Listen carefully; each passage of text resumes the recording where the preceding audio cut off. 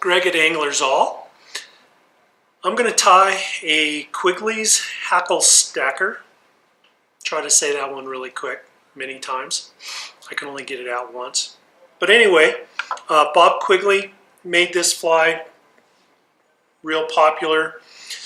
Tonight we'll tie it with a just a split tail, but you can also tie it with some Zelon and a rust Zelon, and they would call that a sparkle hackle stacker. So kind of a fun fly. It's also the technique that we're going to be using is a paraloop, which is interesting as well. Okay, start my thread. I'm going to leave my tag. I'm going to come backwards, trapping that tag right on top of the hook. And the key on this little technique is to keep this thread right on top of the hook shank. I'm going to grab some tailing fibers or mayfly tails, cut 2 of those off. I want these about the length of the body, some fingernail to the very end here. If I go fingernail to fingernail to make that measurement, and then I put that right there at a 45-degree angle, I'm going to make one soft wrap. My second wrap, I add some tension that brings those tails right on top of the hook. Now at this point, I'm going to split the tails with my fingernail.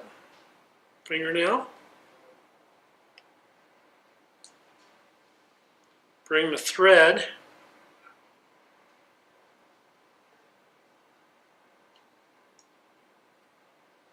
right between the two, and I can trap that all down, and that split that tail nicely. And I can bring everything straight forward.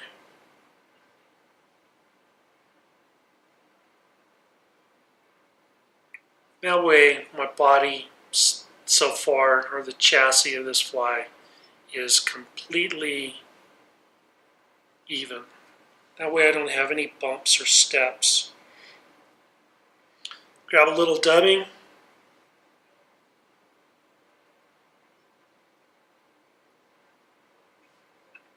A little dubbing wax helps.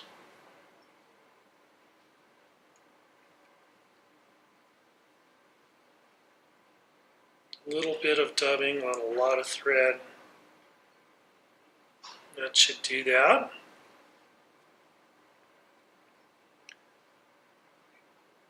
Work my thread to the back. First wrap of dubbing should be right underneath the tails. Then the next wrap goes perpendicular right over the top. And then now I can dub in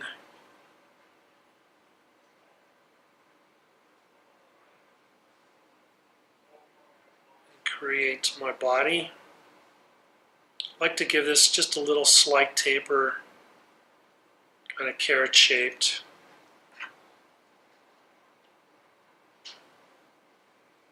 Next thing we'll do is we're going to tie in some hackle.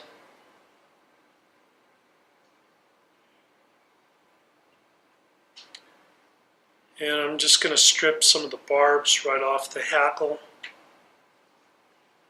and tie that in. If you set that in at about a 90-degree angle, make a wrap, we should have that tied in. Go right back, bring my thread straight up over my finger. I'm going to make one wrap. I'm going to do this 3 times, but right here at the bottom, it's good to make a little wrap just to make sure that's all tied in.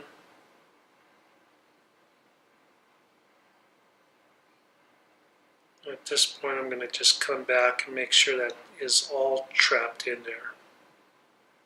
At this point, we can let this go.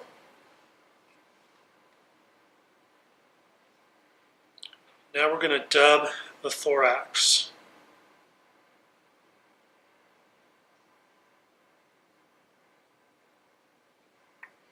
Now the thorax is going to be a little bigger than you might think. It's almost kind of like a little ball. Feeling is that a lot of tires, Mike Mercer,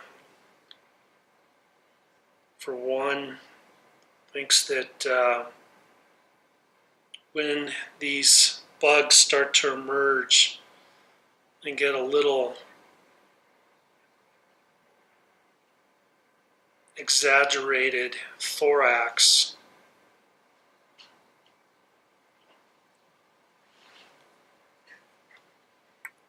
I'm just going to set my thread right there in the middle.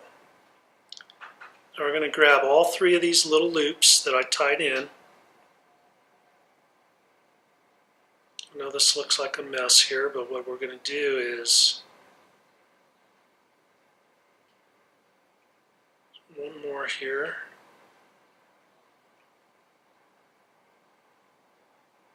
I need to open up.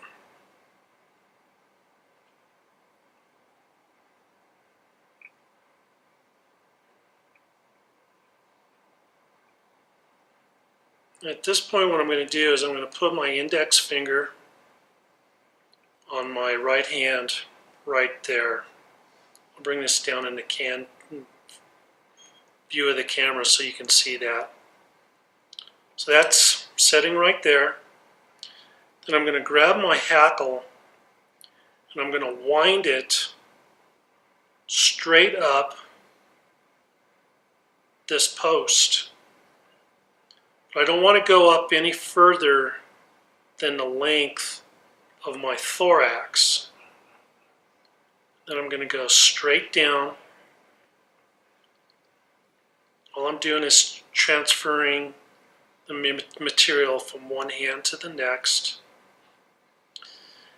Now I'm down at the bottom. I can let go and actually bring my finger out of those little wraps. And then I'm going to tie my hackle off onto this post, just like you would if you're doing a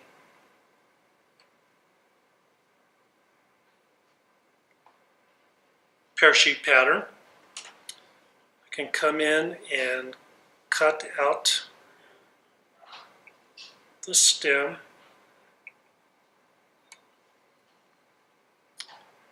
Now at this point, if you wet your fingers, pull everything back out of the way, kind of folding that hackle backwards, I'm going to bring it straight down.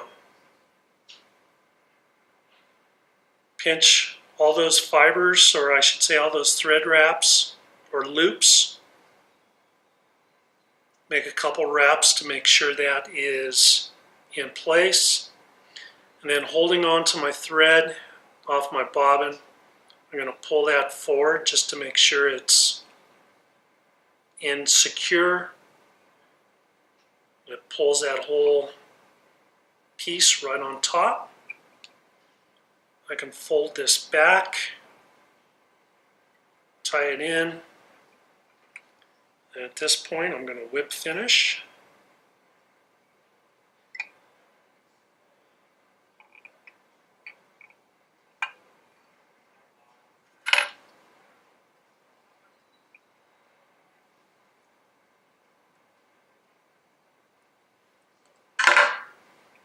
Trim off all three of these loops.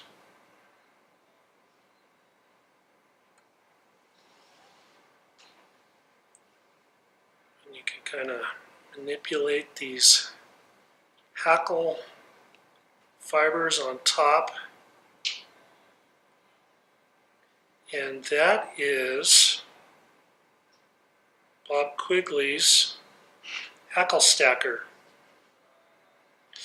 As I said, you can put a little trailing shuck in there as well, make it a sparkle pattern. But as you can see, all the hackle is on top of the hook in a nice little wedge, very similar to a comparadun, but it's done with hackle. It's a really cool technique. Again, probably more commonly known as a paraloop.